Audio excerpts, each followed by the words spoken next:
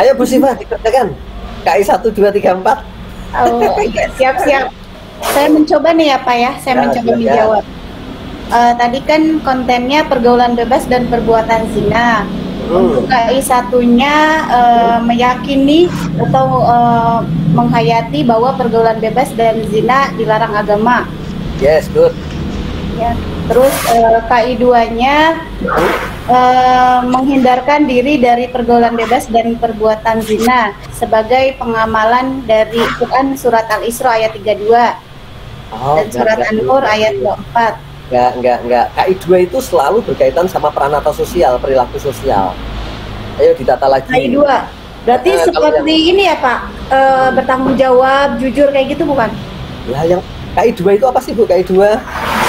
KI 2 kan KI 2 kan sebagai sosial. Iya, ayo. Jadi misalnya KI 2 dirumuskan misalnya mempelajari tentang etika pergaulan Islam sebagai cara untuk membangun kehidupan sosial yang baik. Nah, misalnya begitu. Jadi KI 2 itu berkaitan sama relasi, perilaku gitu ya. Mas Agus yang ini ya, Mas. Ayo terus, Bu. KI 3 KI 3-nya kan tentang pengetahuan ya Pak. Berarti menganalisis Quran surat Al-Isra ayat 32 dan surat An-Nur. Ayo, ini KI Bu. KI 3 itu ini kan Pak pengetahuan. KI itu berkaitan sama kemampuan, bukan proses. Kalau menganalisis itu kan proses. Ya Bu Rahma ya.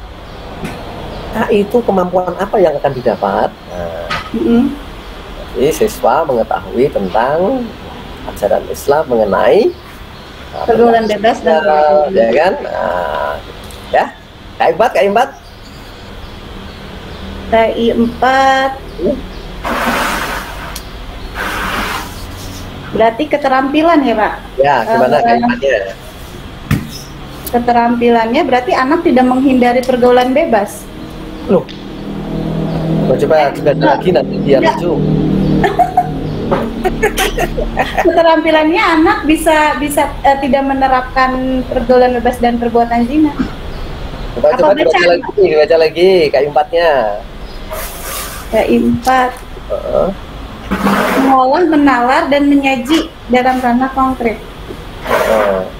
Maksudnya kan KI 4-nya setelah mengikuti belajar nanti siswa memiliki perilaku sosial yang baik, terhindar dari apa? Pergaulan bebas. Gitu. Jelas ya? Teorinya begitu, nanti terus belajar lagi. Ini ya, ini review. Berarti kita mengembangkan sendiri ya Pak? Kita mengembangkan sendiri. Tadi sudah saya jelaskan kan? Ibu-ibu ngambil dari dokumen kurikulum boleh, tapi akan lebih baik kalau ibu-ibu bisa apa? Membuat sendiri. Dulu kalau pinter itu ketika diminta ngajar materi tertentu, dia udah bisa buat RPP tanpa buka. KI satunya apa? Dipikir ketemu. Nah gitu Bu, ya. Tapi kalau belum ngopi banyak ya, kurang ngopi, nanti bisanya nanti buka yang dari kurikulum ya. Oke. Gitu ya. Yuk kita teruskan nih komponen berikutnya biar ibu-ibu lekas bisa tidur siang ya. Jadi yang pertama catat, sudah 2 tadi ya, nama mata pelajaran kita menjadi berubah. Yang kedua ada 4 kompetensi inti. Yang ketiga KADI ya, KADI Krisdayanti ya. Oke. Mengajar yang baik itu KADI-nya sedikit, indikatornya banyak. Ini teori Pak. Saya ulangi, mengajar yang baik itu KADI-nya sedikit, indikatornya banyak. Sebaliknya, mengajar yang jelek adalah KADI-nya banyak, indikatornya sedikit. Nah, oke. Tersinggung juga. Kita kan ya? Yang banyak. Gimana Pak? Coba rumusnya diulangi lagi. Mengajar yang baik, ya. Mengajar yang baik. KD-nya sedikit, indikatornya banyak. Sedikit, indikator banyak. KD-nya klik ya, biasanya. Para matulah mau touring kemana ini? Oh, di jalan. Mau kemana? Hari dinas pendidikan. Dari dinas pendidikan. Oh, dari dinas pendidikan. Oke. Hati-hati Pak ya. Iya. Fokus di jalan ya, fokus di jalan. Ya. Iya. Ayo ngajar yang baik gimana tadi teorinya? KD-nya sedikit, KD-nya sedikit, indikatornya banyak. Indikatornya banyak. Ngajar yang jelek gimana? Ngajar yang jelek. KD-nya banyak, indikator sedikit. Itu ya. Ibu-ibu mengajarnya satu KD, indikatornya sampai banyak, sampai bertingkat dari lot ke dot, itu bagus. Ya. Tapi kalau ngajarnya KD-nya banyak, indikatornya sedikit, ya kasihan muridnya, ya kan? Nah, tentu Bapak Ibu kemarin sudah kuliah sama dosen sebelumnya, cara merumuskan indikator kompetensi itu harus bertingkat. Dari yang mudah lebih sulit terus begitu. Saya kemarin sudah ngirim video lewat Pak Ridho ya. Iya. Cara untuk mengembangkan indikator kompetensi. Nah itulah ya, saya nggak perlu jelaskan lagi. Yang perlu saya sampaikan dari review RPP ini, kadang-kadang RPP itu kata kerjanya tidak operasional konkret Bu. Misalnya indikatornya menganalisis, nggak boleh Bu. Menganalisis itu bukan indikator. Jadi indikatornya apa Pak? Itu saya menganalisis soalnya Pak. Yang Saya nggak nyebut Bu Siva. Gitu kalian ya. Pak, biar saya bisa merubah gitu Nah, Pak. kalau menganalisis, nanti saya kasih tahu, nanti kan lucu. Atau sekarang aja. Gitu ya. Jadi evaluasi, rumus evaluasi itu adalah mengubah kalimat pernyataan pada indikator kompetensi menjadi kalimat pertanyaan. Coba Bu Yahro diulangi yang saya katakan. Ubah kalimat pernyataan menjadi pertanyaan.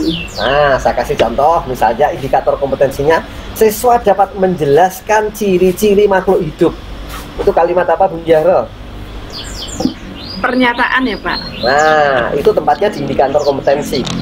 Kalau diubah menjadi evaluasi, bunyinya jadi gimana? Kasih apakah apa ya Pak? Loh, tinggal merubah dikit aja kok. Tadi gimana pernyataannya? Tadi apa ya, kok lupa ya Pak? Siswa dapat menjelaskan. Siswa dapat menjelaskan Ciri-ciri. maklum perangkat tua. Oke, gitu. Terus kalau diubah menjadi kalimat pertanyaan pada evaluasi jadinya gimana? Apakah siswa bisa menjelaskan? Aneh juga nih Bu Siva nih. Bu Rizky aja, Bu Rizky. Bu Siva ini udah deket sama suaminya belum nih? Oh, kalimat pertanyaan itu kok iso jadi apakah nih? Jelaskanlah ciri-ciri. Jelaskanlah Pak. Jelaskanlah ciri-ciri makhluk hidup. Nah begitu. Coba Pak Risman kameranya dibuat yang lebih terang supaya saya ini ya closely ya video.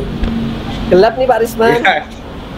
Saya aja supaya Bapak Ibu lihat saya aja pindah ke halaman. Iya, sebentar. Jadi kalau indikatornya siswa dapat menjelaskan ciri-ciri makhluk hidup, kalimatnya pernyataan diubah jadi kalimat pertanyaan Bu Siva.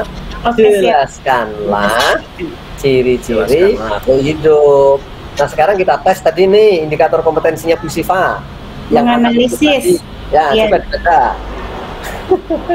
Siswa dapat menganalisis Quran surat Al-Isra ayat 32 dan surat An-Nur ayat 2 serta hadis Oke, larangan Bu. pergaulan bebas dan perbuatan zina. Oke, silahkan sekarang dibuat kalimat tanya. Mana? Jelaskan kandungan. Loh, wong tadi rumusannya analisis kok. Siapa? Nah, ini tanda-tandanya kalau indikatornya Bu Siva belum oke. Indikatornya Bu Siva itu lebih tepat sebagai KD. Nah, karena Pak analisis itu nggak operasional, nggak konkret, nggak terukur, nggak ya, gitu. Harusnya bagaimana? Kalau itu dibuat menjadi indikator, siswa dapat mengidentifikasi. Oh, identifikasi. Siswa dapat mengklasifikasikan, siswa dapat mengemukakan problematika. Nah kayak gitu Bu Siva, ya. Oke, siap, saya rubah Pak. Oke. Oke. Waktu kita tinggal 9 menit. Ya, oke. Gitu ya.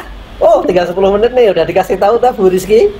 Nah, 10 menit lagi waktu istirahat nih kita.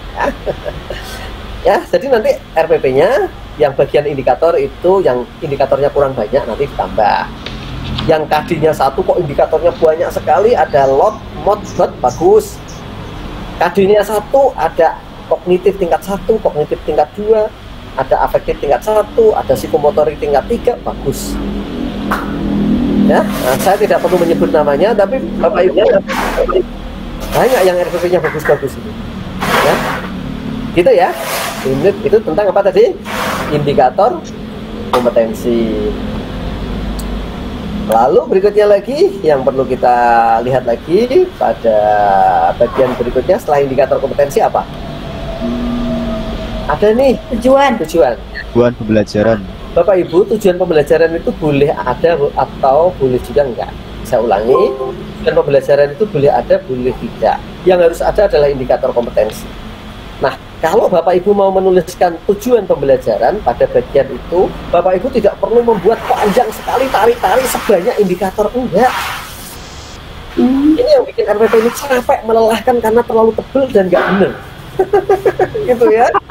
Jadi, nah, tujuan itu adalah main goal. Main goal apa Pak Arisman? Main goal. Apa Pak Ariswanto main goal? Ya, main objektif. Jadi itu Main goal itu main yang pasti-pasti aja, Pak. nah gitu Pak. Jadi, main goal itu main-main yang pasti. Ini bukan Piala Dunia Pak. Main goal itu artinya tujuan utama. Jadi tujuan utama di ngajar materinya apa tadi? Ya, ajaran Islam tentang apa? Menjauhi perbuatan zina dan sebagainya. Berarti tujuan pembelajaran. Setelah mengikuti pembelajaran ini, siswa dapat mengetahui ajaran Islam tentang apa? Larangan Pergaulan bebas dan perbuatan zina. jauhinya dalam kehidupan sehari-hari. Cukup begitu Pak. Nah, Main statement. Nah bapak-bapak enggak kadang-kadang ini ditulis tarik-tarik loh ya, nggak usah. Ya. Terus berikutnya, sebentar iklan dulu. Mas Agus, tempatnya Mbak Anu, apa? Mbak siapa? Mbak Niar. Oke ya, saya sambil ngobrol sama ini Pak Sirot ya. Pak Sirot ini RPP-nya bagus Pak Sirot. Ya, Pak Sirot baru kelihatan dari mana Pak Sirot? maaf Pak. Ini Pak, masih kondangan. Kondangan, wah bagus. Iya, ini baru resepsinan Pak. Oke, yuk kita teruskan lagi. Nah, setelah apa tadi Pak Isman? Setelah tujuan ya. Bentar ya, saya sambil lihat-lihat. Yuk, setelah itu adalah apa Pak? Media. Ya, media. Saya ulangi media. Media itu adalah konten yang digunakan untuk mengajar. Media itu bukan alat. Jadi LCD, laptop itu bukan media, itu alat. Medianya apa? Kontennya. Bapak Ibu ngajar tentang apa? Gempa bumi. Medianya apa? Film tentang gempa bumi. Nah, gitu. Ya. Nah, kalau laptop, LCD dan sebagainya itu bukan media, itu alat. Ya.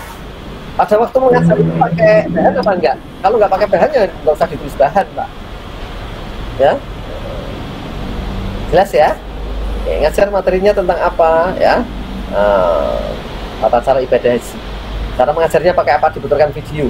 Tulis saja video tata cara ibadah haji. Jangan lupa ditulis sumbernya, dari mana video itu. Kalau video itu buatan Bapak Ibu sendiri nggak perlu ditulis sumbernya. Tapi kalau video itu diambil dari orang lain, tulis ya.